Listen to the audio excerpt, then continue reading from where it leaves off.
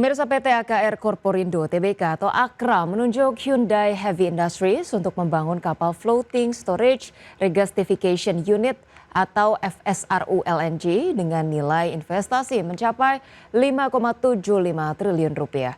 Investasi strategis ini menjadi langkah perseroan dalam memperkuat infrastruktur energi nasional sekaligus menangkap peluang pertumbuhan permintaan gas alam cair di Indonesia. AKR Corporindo menunjuk Hyundai Heavy Industries sebagai kontraktor pembangunan kapal FSRU LNG dengan nilai investasi sekitar 5,75 triliun rupiah. Proyek tersebut menjadi bagian dari strategi perseroan dalam memperluas infrastruktur distribusi gas alam cair di Indonesia. Investasi skala besar ini mencerminkan optimisme perseroan terhadap pertumbuhan kebutuhan energi nasional. FSRU berfungsi sebagai fasilitas penyimpanan dan regasifikasi LNG sebelum didistribusikan ke konsumen industri dan pembangkit listrik. Pembangunan infrastruktur ini diharapkan dapat meningkatkan efisiensi rantai pasok energi sekaligus memperluas akses gas alam di berbagai wilayah. AKRA terus memperluas portofolio bisnis energi melalui investasi pada infrastruktur strategis. Langkah tersebut diharapkan mampu menciptakan sumber pendapatan baru sekaligus meningkatkan daya saing perseroan di sektor logistik dan energi. Diversifikasi bisnis menjadi strategi penting untuk menjaga pertumbuhan kinerja perseroan dalam jangka panjang. Meningkatnya kebutuhan gas alam cair mendorong perusahaan energi berinvestasi pada teknologi penyimpanan dan distribusi yang lebih modern. Penggunaan FSRU menawarkan solusi yang lebih fleksibel dibandingkan membangun terminal LNG darat yang memerlukan waktu dan biaya lebih besar. Pembangunan FSRU LNG diharapkan mampu mendukung pertumbuhan sektor industri dan pembangkit listrik yang memerlukan pasokan gas secara berkelanjutan. Ketersediaan infrastruktur energi yang memadai menjadi salah satu faktor penting dalam meningkatkan daya saing industri nasional. Investasi AKRA menunjukkan bahwa kolaborasi dengan mitra global menjadi strategi untuk mempercepat pengembangan infrastruktur energi di Indonesia. Berbagai sumber IDX Channel. PT Garuda Maintenance Facility Aero Asia Tbk atau GMFI memperluas lini bisnis aviasi pertahanan sebagai bagian dari strategi diversifikasi usaha dan penguatan sumber pendapatan baru. Di mana langkah ini mencerminkan besarnya peluang industri maintenance, repair, and overhaul atau MRO seiring meningkatnya kebutuhan perawatan alutsista dan modernisasi sektor pertahanan nasional. GMFI menjadikan sektor aviasi pertahanan sebagai salah satu pilar pertumbuhan bisnis perseroan dalam jangka panjang.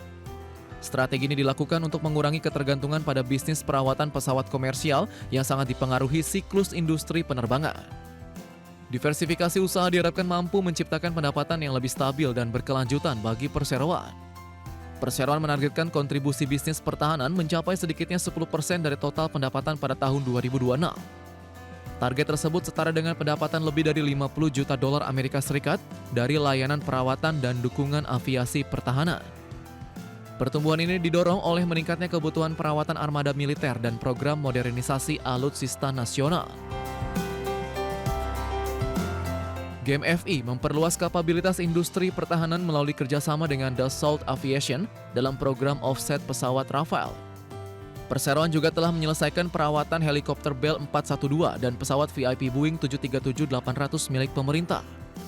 Kolaborasi internasional menjadi faktor penting untuk meningkatkan transfer teknologi dan daya saing industri MRO nasional. Meningkatnya jumlah armada pesawat komersial dan militer memperluas permintaan terhadap pelayanan maintenance, repair, and overhaul di kawasan Asia Pasifik. Indonesia memiliki peluang menjadi pusat layanan MRO regional berkat posisi geografis dan pertumbuhan industri penerbangan. Kondisi tersebut membuka peluang investasi sekaligus meningkatkan kontribusi sektor aviasi terhadap perekonomian nasional. Perseroan terus melakukan transformasi operasional dan ekspansi pasar untuk meningkatkan kinerja keuangan secara berkelanjutan. Pada kuartal pertama 2026, GMFI mencatatkan pertumbuhan pendapatan dan laba yang didukung oleh diversifikasi bisnis serta peningkatan produktivitas. Berbagai sumber IDX Channel.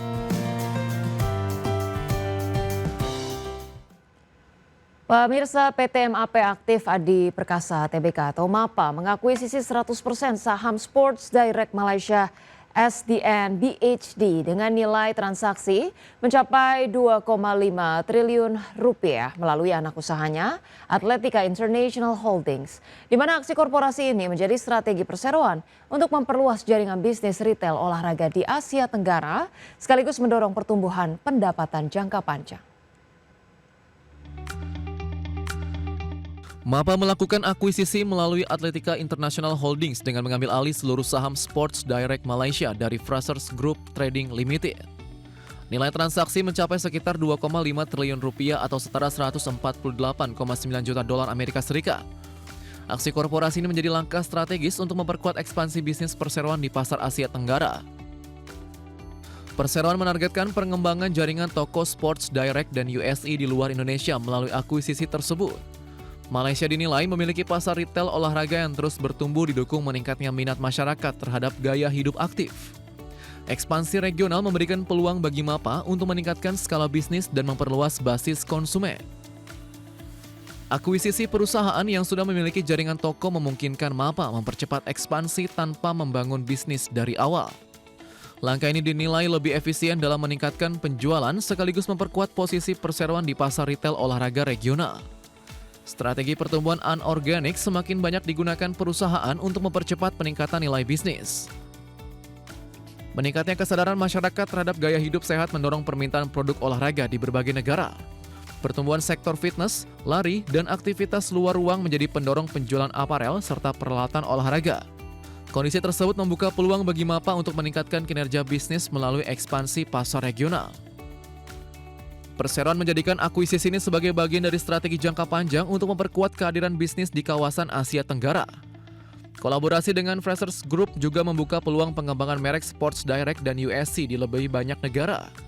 Langkah tersebut menunjukkan bahwa ekspansi lintas negara menjadi salah satu kunci pertumbuhan bagi perusahaan retail Indonesia di tengah persaingan global. Berbagai sumber IDX Channel. Komisi 11 DPR RI resmi memulai pembahasan RUU Pusat Finansial Internasional Indonesia dan ditargetkan rampung dalam waktu 3 bulan. Kehadiran Pusat Finansial Internasional Indonesia ini diharapkan mampu meningkatkan daya saing Indonesia dalam menarik investasi global. Komisi 11 DPR RI resmi memulai pembahasan RUU Pusat Finansial Internasional Indonesia dan menjadi prioritas utama. Ketua Komisi 11 DPR Muhammad Misbahun mengatakan PFII dirancang sebagai kawasan khusus yang memiliki aturan berbeda dibandingkan wilayah Indonesia pada umumnya agar mampu bersaing dengan pusat-pusat keuangan internasional.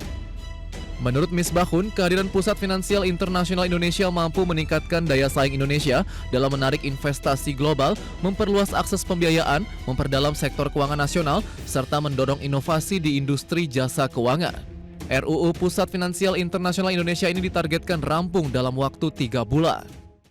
Dengan mengucapkan terima kasih sekali lagi kepada pemerintah dan mudah-mudahan ini akan menjadi salah satu tonggak penting bagi bagaimana kita melengkapi dan mereformasi sistem keuangan di Indonesia. Pusat Finansial Internasional Indonesia dirancang sebagai kawasan dengan kekhususan tertentu. Kawasan ini akan memiliki tata kelola khusus untuk mendukung kegiatan sektor jasa keuangan, industri penunjang, dan aktivitas ekonomi lainnya yang berorientasi internasional. Pemerintah juga mengatur pembentukan kelembagaan khusus yang menjalankan fungsi penyelenggaraan, pengelolaan, pengawasan, hingga pengadilan khusus untuk menyelesaikan sengketa yang berkaitan dengan aktivitas usaha di PFII maupun sengketa komersial internasional yang memiliki keterkaitan dengan kawasan tersebut. Jakarta, Tim Liputan IDX Channel. Pemirsa, Menteri Keuangan Purbaya Yudi Sadewa mengisyaratkan ibu kota Nusantara tidak masuk pilihan lokasi Pusat Finansial Internasional Indonesia. Saat ini pemerintah masih membahas sejumlah alternatif lokasi. Menteri Keuangan Purbaya Yudi Sadewa mengisyaratkan ibu kota Nusantara tidak masuk pilihan lokasi Pusat Finansial Internasional Indonesia. Alasannya kawasan tersebut dinilai belum cukup menarik bagi investor global karena terlalu sepi. Menurut Purbaya, saat ini pemerintah masih membahas sejumlah alternatif lokasi. Salah satu yang menjadi pertimbangan utama yakni kenyamanan dan daya tarik bagi investor internasional. Saat ini, Bali masih menjadi kandidat terkuat sebagai lokasi Pusat Finansial Internasional Indonesia. Ini kan masih dibahas ya, ada alternatif ya mungkin beberapa Bali, tapi mungkin beberapa titik juga. Tapi yang jelas kita akan cari tempat yang paling comfortable untuk kita nasional investor. Sampai sekarang saya belum tahu. Salah satunya di Nusantara, Pak. Waktu itu sempat ada wacana juga di IKN, Pak. Mungkin nggak terlalu sedikit. Insentifnya apa aja? Sebelumnya, pemerintah mengajukan rancangan undang-undang tentang Pusat Finansial Internasional Indonesia sebagai upaya membangun kawasan keuangan bertaraf global. Selain menawarkan fasilitas perpajakan, kebijakan tersebut juga mengatur kemudahan di bidang keimigrasian, residensi, perizinan, hingga ketenaga kerjaan untuk menarik investasi jangka panjang ke Indonesia. Jakarta, Tim Liputan, IDX Channel. Pemirsa, kapal tangkar milik Pertamina, kapal Pertamina Pride yang membawa pasokan minyak mentah untuk kilang Cilacap, dipastikan masih ada yang tertahan di Selat Hormuz, imbas kembali memanasnya geopolitik di kawasan Teluk Arab. Vice President Corporate Communication PT Pertamina Persero Muhammad Baron mengatakan saat ini manajemen Pertamina Pride terus memproses perizinan VLCC agar bisa melintasi Selat Hormuz dengan memperhatikan faktor keselamatan awak kapal, kargo, hingga kapalnya sendiri. Sementara itu, Baron memastikan kapal Pertamina Gamsurono telah keluar dari Selat Hormuz dengan aman setelah terjebak di kawasan sejak pecahnya perang Amerika Serikat dan juga Iran. Keberhasilan tersebut merupakan hasil dari koordinasi dengan berbagai pemangku kepentingan termasuk Kementerian Luar Negeri.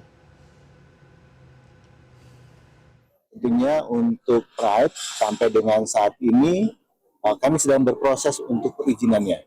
Nah, dan saat ini karena Selat Hormuz sudah memanas kembali sehingga pelaksanaan kargo dari Pride masih tertunda. Dan nanti apabila sudah melintas benar itu. Pemirsa, Badan Pusat Statistik melaporkan adanya kenaikan tajam pada realisasi impor nasional Mei 2026 yang dipengaruhi oleh lonjakan impor migas. BPS mencatatkan nilai impor migas pada tahun ini tumbuh hingga 70,78% secara tahunan. Badan Pusat Statistik melaporkan adanya kenaikan tajam pada realisasi impor nasional yang sebagian besar dipicu oleh melonjaknya kebutuhan energi khususnya komoditas minyak dan gas bumi sepanjang Mei 2026. Total nilai impor Indonesia pada Mei 2026 menembus angka 24,81 miliar dolar Amerika Serikat. Nilai meningkat sebesar 22,16% jika dibandingkan dengan periode yang sama di tahun sebelumnya. Berdasarkan data BPS, sektor migas mencatatkan pertumbuhan yang sangat agresif. Nilai impor migas pada Mei 2026 menyentuh angka 4,51 miliar dolar Amerika Serikat atau tumbuh hingga 70,78% secara tahunan. Demikian juga dengan impor non-migas yang juga menunjukkan kenaikan sebesar 14,89% dibandingkan Mei 2025 dengan nilai impor berada di angka 20,30 miliar dolar Amerika Serikat. Ya, nilai impor migas sebesar 4,51 miliar US dollar meningkat 70,78 secara tahunannya. Impor non-migas senilai 20,30 miliar US dollar mengalami peningkatan secara tahunannya sebesar 14,89%. Sedangkan peningkatan impor secara tahunannya ini terutama didorong oleh peningkatan impor non-migas. BPS mencatat neraca perdagangan Indonesia pada Mei 2026 mencatatkan defisit sebesar 1,61 miliar dolar Amerika Serikat. Dengan realisasi tersebut, Indonesia mengakhiri tren surplus perdagangan yang tercatat sejak Mei 2020. Jakarta, Tim Liputan, IDX Channel.